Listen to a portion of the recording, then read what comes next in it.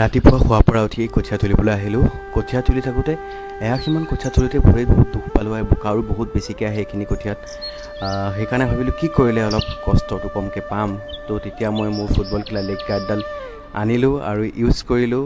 দেখিছে নহয় ভিডিঅ'ত লেগ গাৰ্ডডাল ইউজ কৰি মেচিন বৰাবৰ কঠীয়া তুলিব পাৰিছোঁ।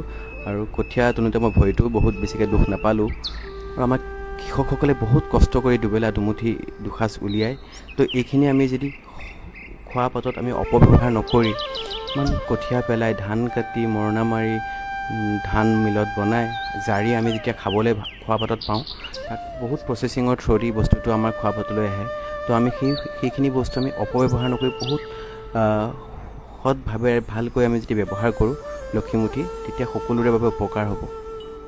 এয়া আমি কঠীয়া তুলিলোঁ আৰু এতিয়া টাটা বাই বাই ঘৰলৈ যাওঁগৈ। এই দুজোপা গছ মোৰ মাটিখিনিৰ মুখতে ৰুই থোৱা আছিলে, দেখিবও